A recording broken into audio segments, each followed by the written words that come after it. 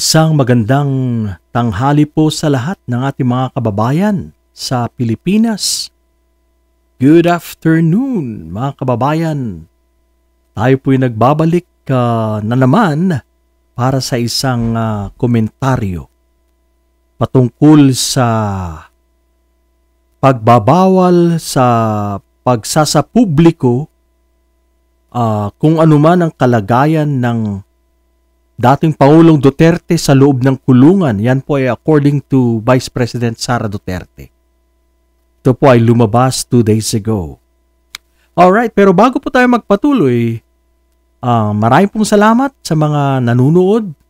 Kahit kukunti po ang ating mga viewers, tuloy-tuloy rin pa rin po ang ating paggawa ng mga videos tungkol po sa mga nangyayari sa ating bayan. Mga maiinit po na issues. Again, shout out sa lahat. Shout out po sa inyo lahat. Shout out kay Paring Balls. Hello, Paring Balls.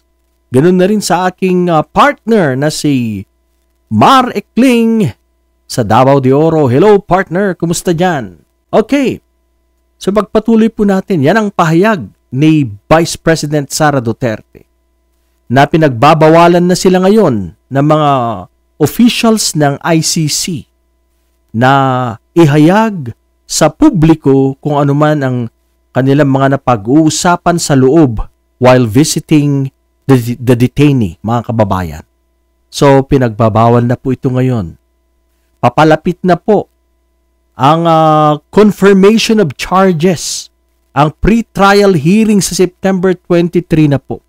Pagkatapos ng flood control issue, sigurado pong matatakluban po yan ng issue po back to Rodrigo Roa Duterte sa The Hague.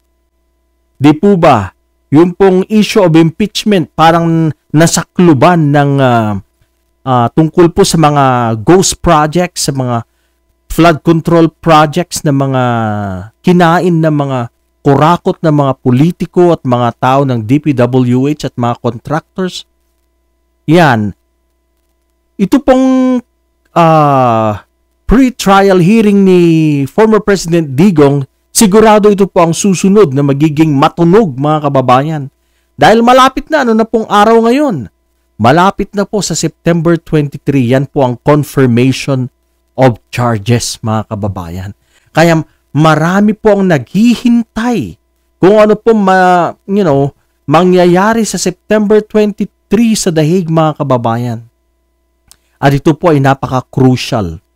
Napaka-crucial po, mga kababayan. Ang tanong, kung ang trial ba ay matutuloy o hindi matutuloy.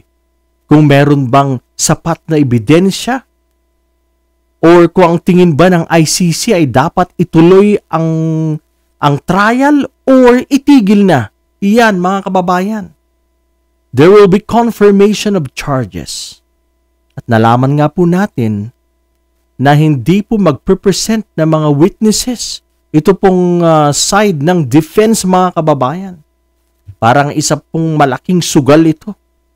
Parang alanganin po yata yun na wala po silang mga witnesses para tablahin or kontrahin yung sinasabi na mga witnesses against Digong Duterte. Kaya, mga kababayan, malaking issue po ito sa Pilipinas. Ang confirmation of charges sa September 23. Marami po tayo naghihintay dito, mga kababayan. By the way, nag-request si former President Digong na gusto niyang kausapin na kanyang mga anak. Kaya kompleto po sila doon. Pumunta po sila doon, lahat po sila. Si Sara Duterte, si Pulong, si Baste, at si Kitty. Yan, yung kanyang po mga anak. Mayroon po siyang request na gusto niya makita sila para sabihin ang isang bagay. Hindi ko po alam kung ano pong bagay na yan. So, yan. Kaya po pala pumunta yung magkakapatid sa The Hague. Nakita po natin nandun po silang lahat. At ano pa ang kwento ni BP Sara Duterte? Ito lang po yung kanyang mga naihayag base po sa interview sa kanya ng Inquirer na ang paa daw ni former President Digong ay nag-turn gray, mga kababayan. Nako. Kung totoo nga po ito, nako, baka delikado ang health ni former Pres Digong, mga kababayan. Mukhang delikado. May problema po yata ito sa diabetes, mga kababayan. Mataas daw po ang kanyang blood sugar. Ang blood sugar ni Digong. At pinagbabawalan na nga po daw na bumili sa vending machine. Hindi po natin alam kung ano po yung binibili niya, kung soft drinks, kung Coke Zero kaya or ano.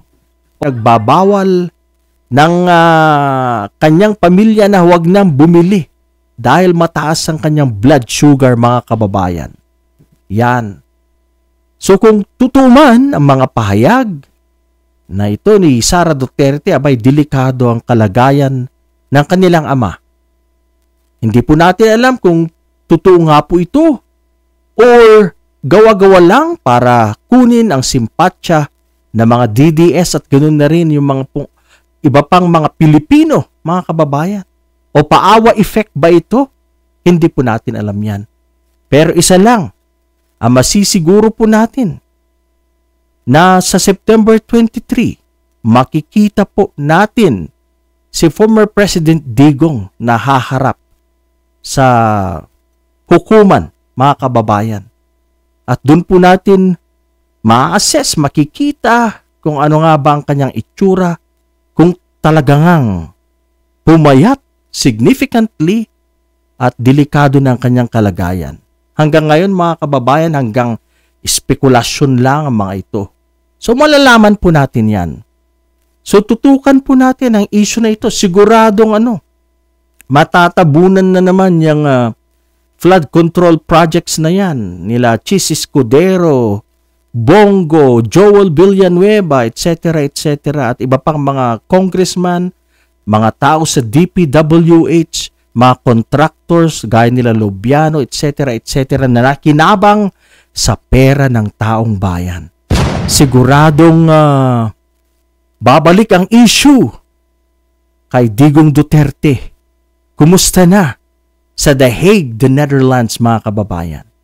Okay. Mga kababayan, hindi po mahaba ang aking komentaryo at reaksyon. Ito lang po muna ngayon. Tutukan po natin, alamin po natin kung kumusta na ang kaganapan, kung kumusta na ang kalagayan ng ating dating Pangulo sa The Hague, at kung matutuloy ba ang kaso, mga kababayan, or matitigil ang kaso dahil ang basihan ay mahina. So yan, malalaman po natin kung tuloy ang kaso or kung ilalaglag, idadrop ang kaso dahil hindi matibay ang mga ebidensya. Malalaman po natin yan. Pero napakadelikado po ito sa kampo ng Duterte. Kung matutuloy ang kaso, nako, mahabang proseso. Ngayon nga parang napakatagal na, 6 na buwan lang po ang nakakalipas. Kung matutuloy po ang kaso, sabi ni Attorney Conti noon, mga nasa 2 to 3 years, yun na po yung pinakamabilis. Otherwise, aabot po ng 10 taon. 12 years. Nako.